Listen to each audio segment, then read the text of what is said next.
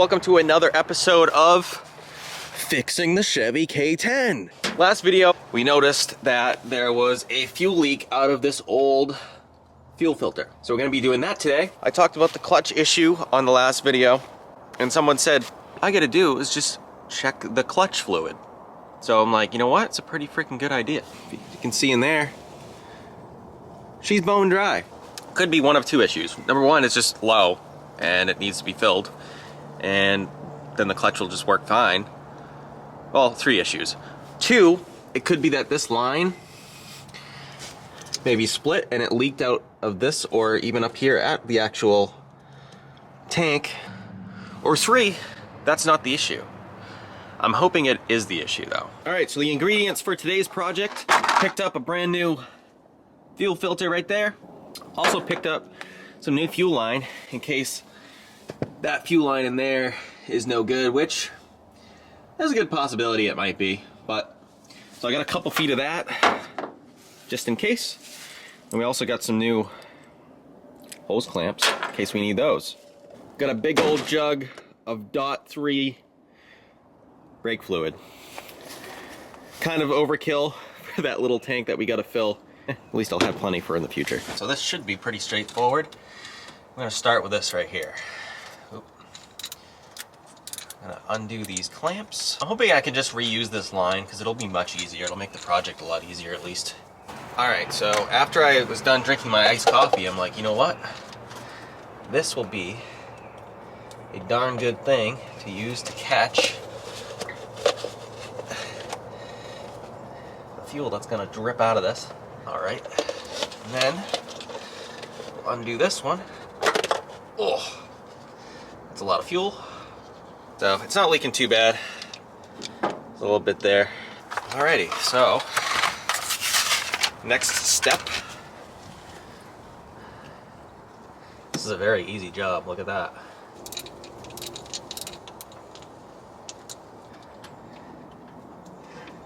There, that's nice and snug. So we didn't even need these new clamps, but that's okay, I'll save them for later.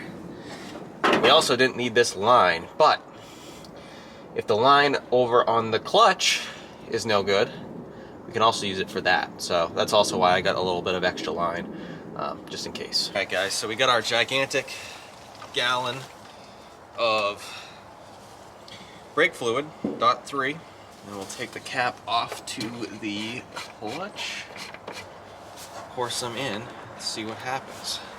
Not much happened. Didn't really go down, but what I'm gonna do,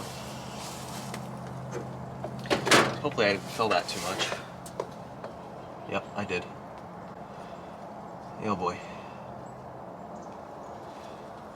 Sorry. Aha! I was right. So this is definitely what's wrong with my clutch, guaranteed. I knew it. I knew this was gonna happen. So as you can see, the fluid is actually leaking out of the hose that's going into the master cylinder. So my suspicions were correct.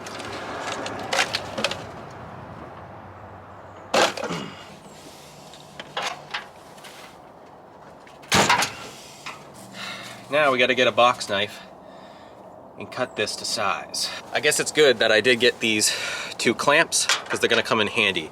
The old clamps that were on that hose that I just took off are completely shot. So it's good that I have some fresh ones. So all we're going to have to do, take this old hose and measure it up to this one. And then we're just going to cut it with a box knife. I've got my trusty garage flip, shed flips box knife here. Shout out to Lonnie. It doesn't have to be exact. If it's a little bit off, it's not a big deal.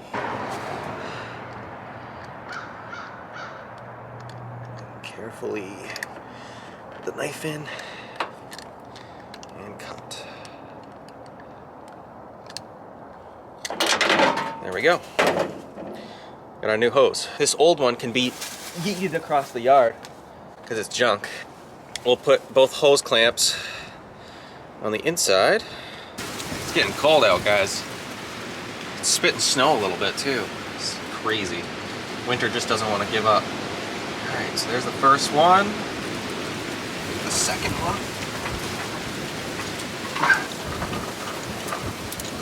Look at this snow. It's crazy. Look at the size of these flakes. They look like that. What do they look like? They look like that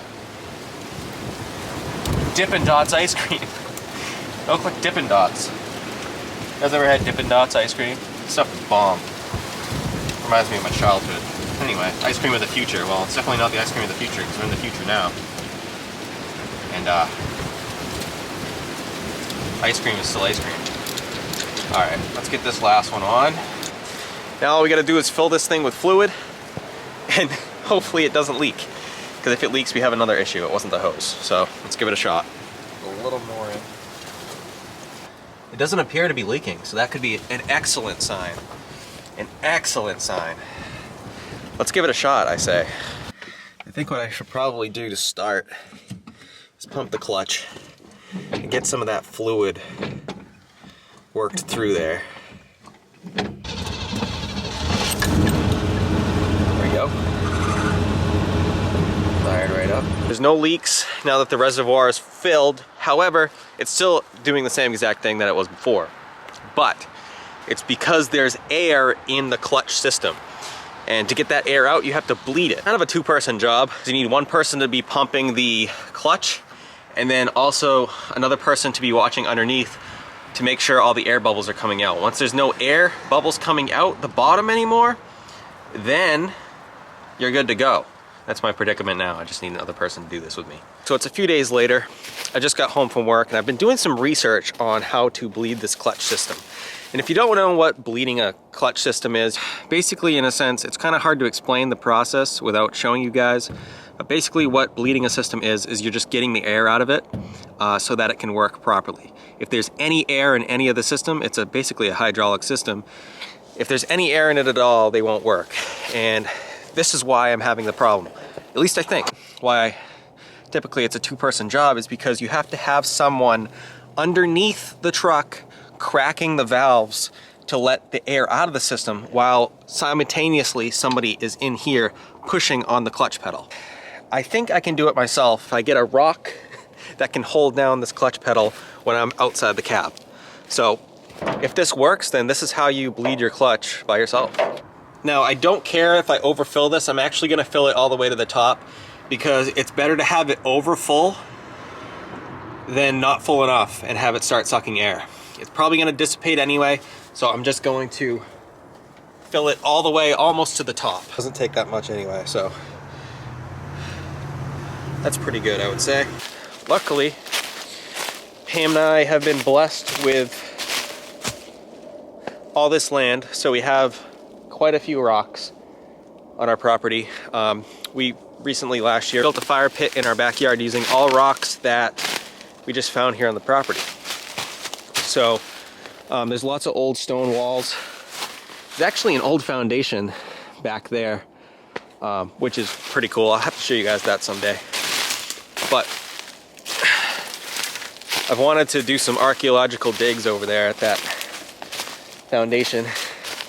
See if there's any old treasure buried out there, because I think that would be super cool, but that'll come in the future. But anyway, let's find a rock.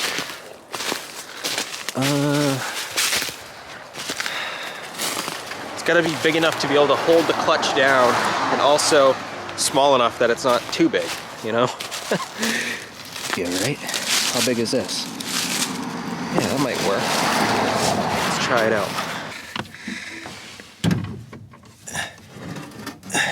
Okay, sweet.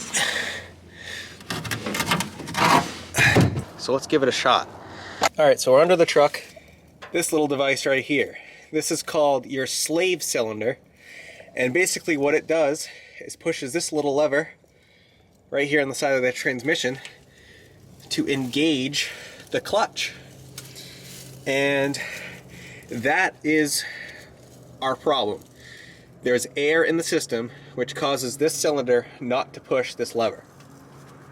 So basically, in order to get, this might be a weird angle, but in order to get the air out of that, we need to crack the what's called bleeder valve, which is on top of this, or on top of the actual cylinder. You can't see it right now. And it's very hard to get to. I need to get to that bleeder valve and crack it while the clutch is fully engage while it's pushed down. I'm gonna have to call an ambulance because this thing is about to bleed out. Here's your funny dad joke for the day. And that little thing is the bleeder. Now, when I crack this open and the clutch is fully depressed to the floor with the rock that I'm gonna use, when I crack this open, air bubbles should come out, followed by fluid. Once the air is out, it's gonna be hard to film, so I'm just gonna explain it. Once the air is out, I will close this. Sorry about the focus, guys. Wants to focus on this thing. I will close this, then I'll go back in the cab, I will release the clutch from the rock, and then I'll push it in again. I might pump it a few times. I'll push it in again, come under here and do the same thing again until I get no air bulbs coming out and just straight fluid. While simultaneously, every time I do this, check the little tank that we filled at the beginning to make sure that it's full of fluid. Once I have no air coming out of this, we should be fully bled and good to go. So here goes nothing. All right, guys, I think we got it. Got the truck running here. We're gonna try to move this thing for the first time. I tried to put it in gear. It took a few times to bleed it through to get all the air out, but I think I did it. Started the truck, tried to put it in gear, it popped right in. So the clutch is working properly now. I'm pumped, guys. This is gonna be good. All right, let's get this camera situated. I'll try to get the shot of me pulling out here.